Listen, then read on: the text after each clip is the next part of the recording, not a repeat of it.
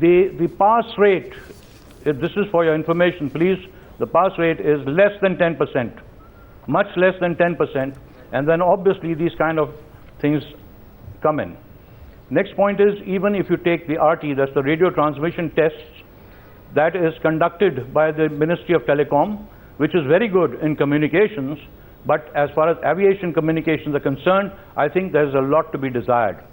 They go for an oral test. This oral test is based on the Aircraft Act 1937, no longer valid.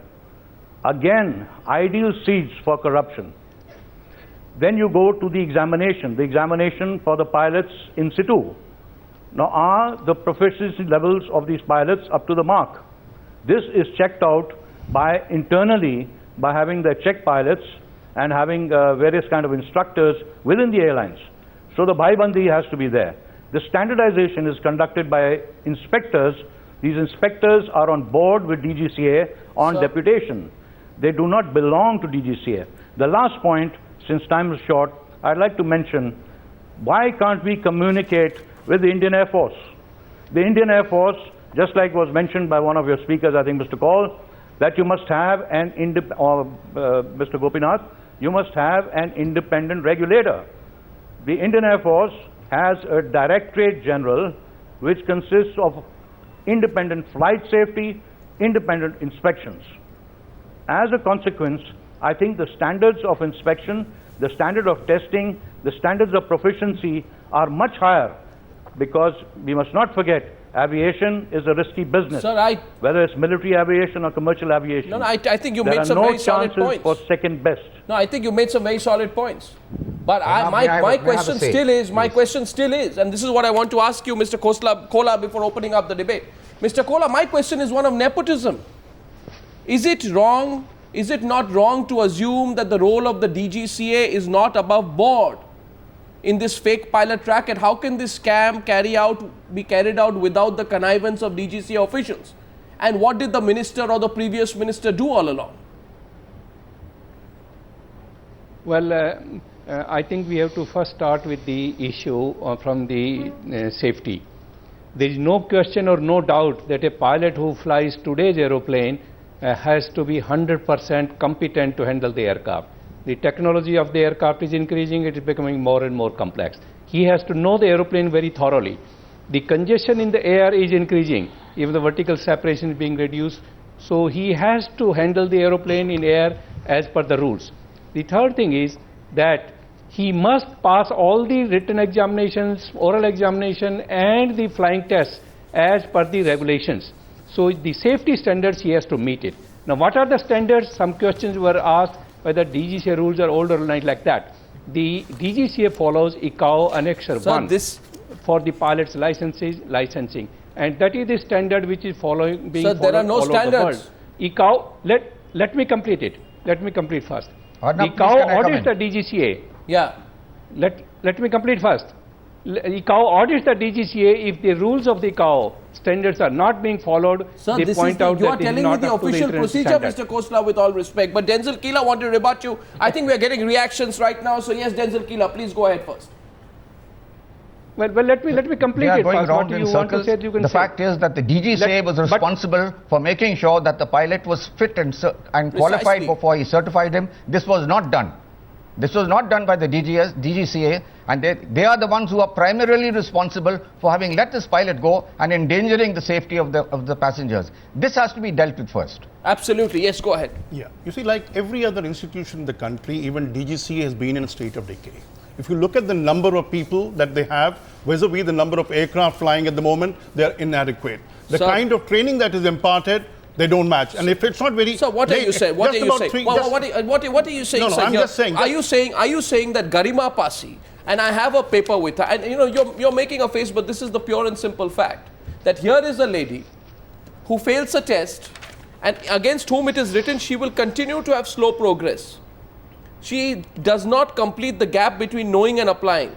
She has been given the chance. She lacks the confidence of a PIC and the fear of an aircraft. It's all written out here. Are you telling me that she got recruited because there is a great demand? No, not because of demand. No, not because of demand. That she got a clearance in 5 days? No. What I said was, It's in a state of decay. You are trying to pass on people because of some influence being put on you from somewhere else. Yeah, so where are the the facts. officers? So- where are the officers today who can stand up and say this does not meet those safety parameters? Out you go. Sir, it's all right But for you here to we are say all that. trying to Sir, oblige sir, people. it's all right for you to say that. I think you were here and we were here the last time we were debating this, and I think Mr. Datta will also remember, and I asked you a straight question at that time, that there is a former Air India chief.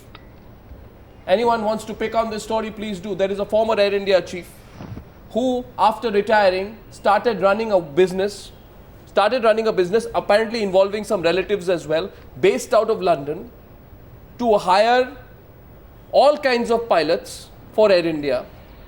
And we asked you that question after the Mangalore crash. Isn't that a scam? Is that also happening because there's a pressure to recruit? You couldn't find anyone else except the Air India, I'm former getting Air back India to my chief. original This is statement. nepotism. No, I'm getting back to my original thing. It's the greed that's Sir, getting on everywhere. sir, please Everybody don't give a wants to general make answer. easy buck and get on with it. They're not concerned about safety. Do you As accept long that, as it Mr. helps Datta? them, they want to go I Do ahead. you don't. accept that generic No, answer? I don't accept that. Please understand, this is not passing a student of primary or secondary for 3-4 marks and passing and making him pass. No, sir.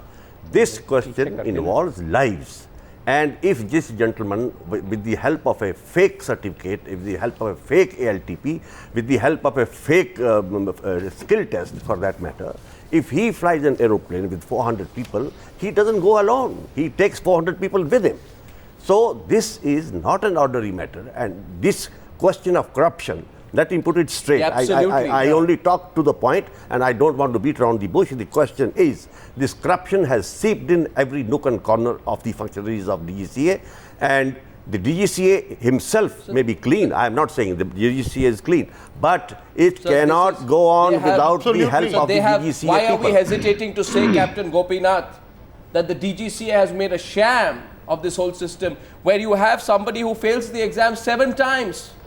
She fails the exam 7 times. I'm talking about Indigo pilot Parminder Kaur Gulati. She makes a rough landing at Goa airport, and then you look back at her records and you find out that every time she lands, instead on the rear landing gear, she lands on the nose wheel.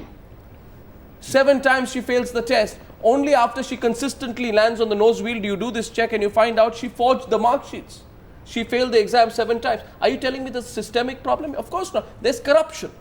But if Systemic this- no, problem watch- arising out of corruption. Sir, for God's sake, if the director air safety's, daughter fails the exam and becomes a pilot, what do you expect of the rest? Yes, Captain Gopinath. I said that to root out corruption, you need to have systemic changes. And I also said that those who have been found guilty now, they must be prosecuted for criminal offense and put behind bars. And also I'm saying that airline CEOs or airline chief pilots must have a clear mandate from the airline owners, that because I even today get a lot of calls from ministers, various people whom I know, friends, who put a lot of pressure on me to take a pilot. And sometimes, I give out of turn allotment if I had to do a favor, but with a very clear mandate to my chief pilot that under no circumstances, whatever may be the pressure, he will never take anybody who doesn't meet all the parameters and the qualifications that is expected inside an airline, because it is is a question of life and death. You can't sacrifice even one life for the sake of any kind of venture you may run. So we have to be very clear in our mind that you will not compromise safety under any circumstance. And that's the reason I said that, because these things do happen where people can pay and get a higher marks, or they can compromise. You need to bring about systemic changes at various levels, including the flying schools themselves, because when a pilot comes out of the flying school which has got lax standards, you're going to have a problem. No, I understand. It's an ongoing thing, but it's... Can I come in for a minute? Yes, Air Marshal Ahluwalia wants to come in. Yes, go ahead, sir. Yeah. I fully endorse the opinion that DGCA is responsible and accountable. But let us not forget the responsibility of the airlines per se. They have their own instructors. Absolutely. They have their own check pilots. what role do they play? And I think their role has to be paramount, because they are the people who are actually signing off, the pilot and the co-pilot, to take the responsibility to bring the aircraft safely from place A to place B. Now the kind of regulations that you have, the kind of inspectors that you've got, the bhaibandi in these airlines also needs to be checked. Exactly. And whether it's corruption or whether it is, you know, an amicable settlement, simulators are not taken seriously, the training is ad hoc, all this requires to be taken in a totalistic manner, in a holistic manner, so that the DGCA gets the blame, yes, but the airlines also must accept a certain amount of responsibility. I mean, it's most evident here, there is this you scratch my back, I scratch yours attitude. Yes, Kapil Kaul. Kapil Kaul, I'm asking you again, what about the top DGCA officials or top DGCA officials who have their family all employed nicely and comfortably as airlines with private airlines?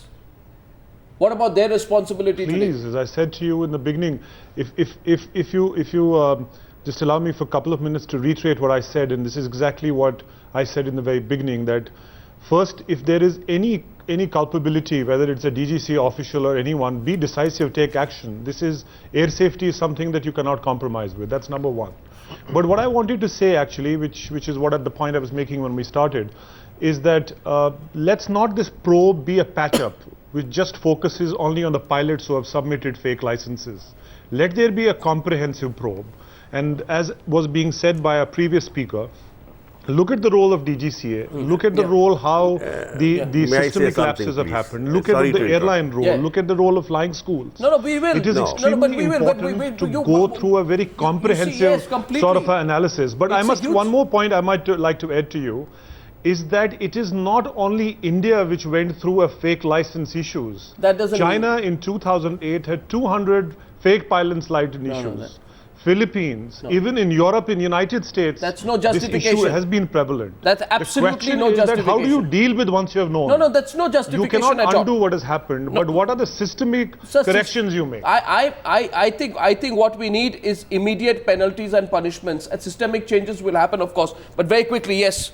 Go ahead, let me say something. Unless we introduce accountability and answerability in this entire system of examination and being and the examinee. And let me say, one of the gentlemen said that the airline instructors have an equally good job. I fully agree with him, because I was instructor in Air India for 18 long years. And I know that an airline instructor will not pass anybody on bhaibandi basis, not at that time, not today, because tomorrow he'll be flying in the same aircraft as passenger. Bhaibandi, I beg to differ, sir, that bhaibandi at the airline level will not happen, and if it happens, the person is marked so loud and clear. No, sir. Let me complete. Here, because an airline pilot, an airline instructor and examiner will not compromise. No, Captain Datta, you can't really cover up for all the airlines here. The reality is that this girl eventually did pass the examination and got into SpiceJet. How did she clear the simulator test?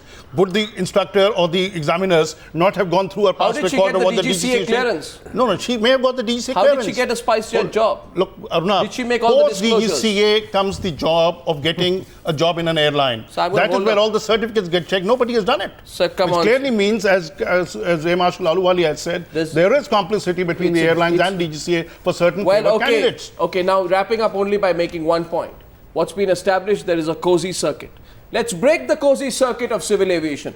Does the new civil aviation minister have the courage to break the cozy circuit of civil aviation that endangers people's lives? Is that airline, official, bureaucrat, ministry nexus really not a fact? We want to know where you stand on that story. And we are going to follow this story extremely hard. Thank you so much, gentlemen, for joining me so far.